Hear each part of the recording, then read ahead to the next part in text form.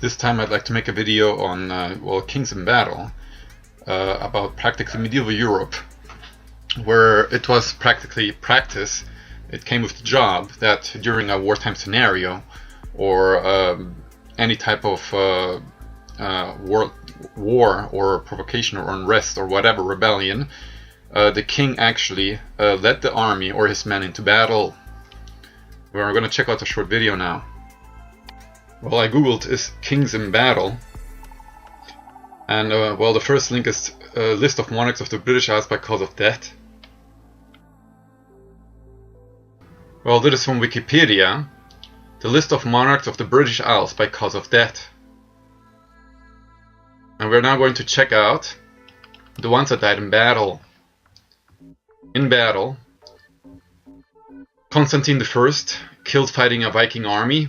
Edward the Elder, Malcolm I, also killed. Indulf killed fighting Vikings near Cullen.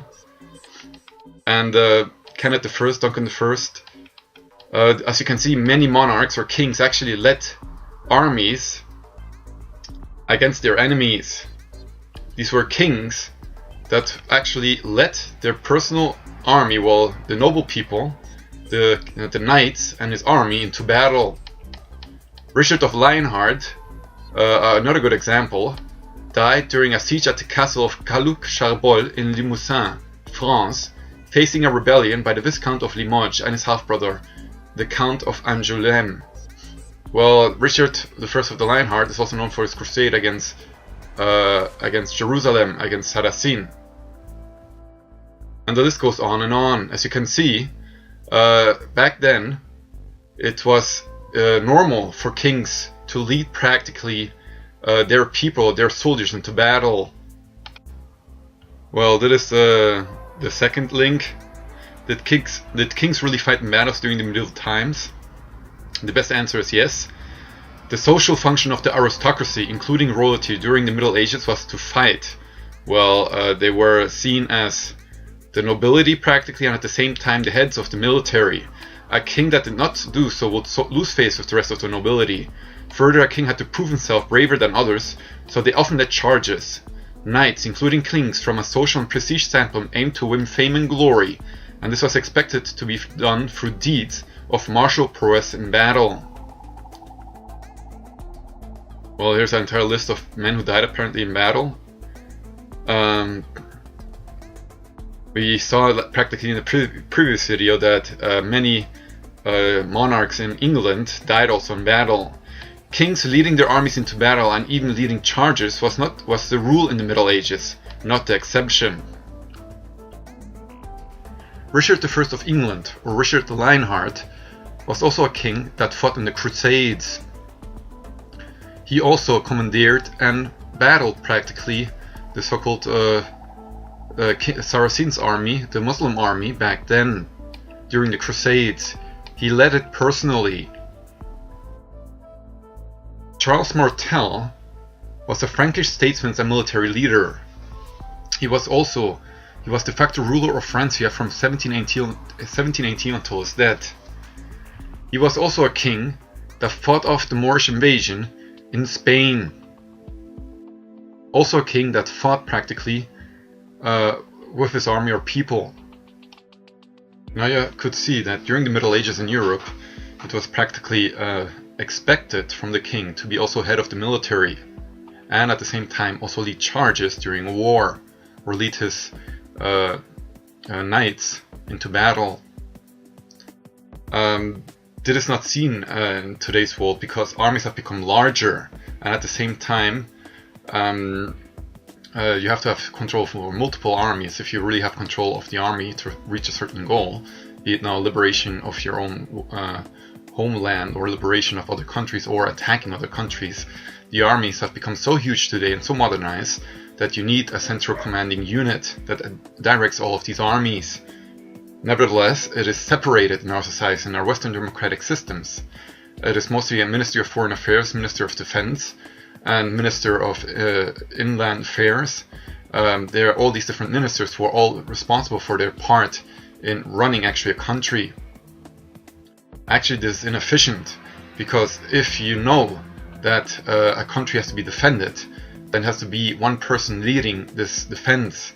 People who had support of practically the people and the army were, as a matter of fact, like Hitler as an example, he had full support of the army and full support of his people. He combined all leading elements in one person: head of state, head of the army, and head of defense and head of state. Combining this. Today we also have, well, the presidents of the United States, although we know that they're puppets, they're also combining these powers, that they are head of state and at the same time chief military head, deciding practically what the army has to do. In the Middle Ages, it was the king actually, that it was expected of him that he was the head of the military at the same time. The officers were practically noblemen, noble people, who directed then the workers, well, the armies, the lower ranking officers, or the corporals or whatever. And it was expected from him that he should lead his people or his army into battle. Today it's all being in a bunker and pressing enter, and people die. At the same time, it's really actually Obama wouldn't wage war if he would be a general practically at the front lines waging that war. If your own life is at stake, then you have to be convinced of when or why or how you go to war. Then you also care for the lives of your people. Today it has become impersonal. Hundreds of thousands of troops or millions of troops dying in the last 100 years alone. Millions of troops actually. And a leader or a king has actually is the head also of defense, is the head of the military. It is normal. Why would you have a different person commandeering the defense when you're head of state? And the new age, the new golden age that awaits us apparently after this global cataclysmic event of Judgment Day and World War III would be an age of peace. We wouldn't need weapons according to these viewers and prophets. So it will be like kingdoms, but peaceful kingdoms, where no longer you need to have, there will be a police force of course, or really minimized because practically crime will not practically not existing. It's a really low crime rate. Why steal, rob, and murder when you have everything? People will be happy. Well, anyway, I wanted to make a short video on kings. I highly suggest you get, if you're interested in white racial history, March of the Tides and the History of the White Race by Arthur Kempf. It depicts history from a white racial standpoint.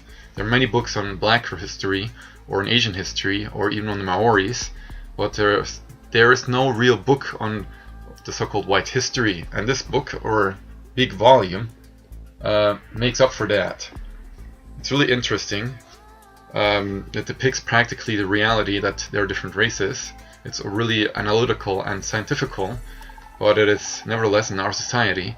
You cannot talk about racist or being a racialist without being labeled a racist.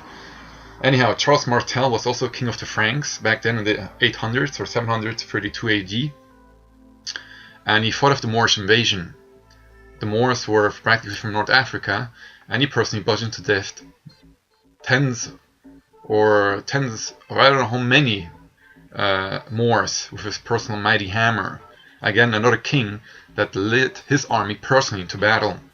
He saved all of Europe. If it weren't for his intervention in Spain, Charles Martel, we would have all become Muslims, and it would have been practically a new Middle East because of massive non-white immigration. Yeah, well, that's what I wanted to make a video about. I hope you enjoyed this video. I said it, I think. Of course, armies become more complex and bigger and bigger and bigger. Of course, we have weapons that are from a distance. You know, it's no longer possible to be hand-on-hand combat. But nevertheless, this Zionist world order, or America, the global police force, they don't care about their troops. They don't care about anybody who's serving under them. They are just sacrificed practically in the wars of conquest.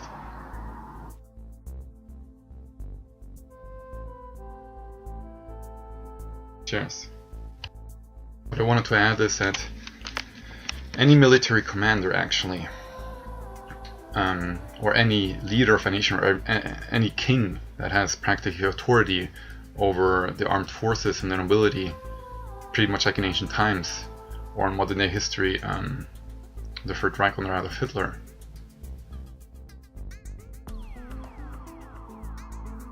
You have to care about the people. That's why you don't go to war. You only do it in the self-defense of a nation, as an example.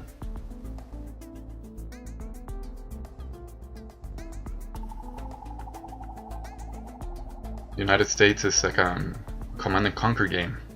They just order troops around, sacrificing so many as necessary to achieve their goals. And people will no longer care about the armed forces actually.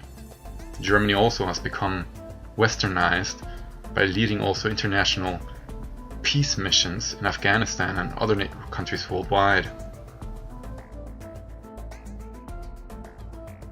Being a global police force is not necessary. And according to the prophecies, the new age will not need any armies actually. It will be peaceful forever. Cheers.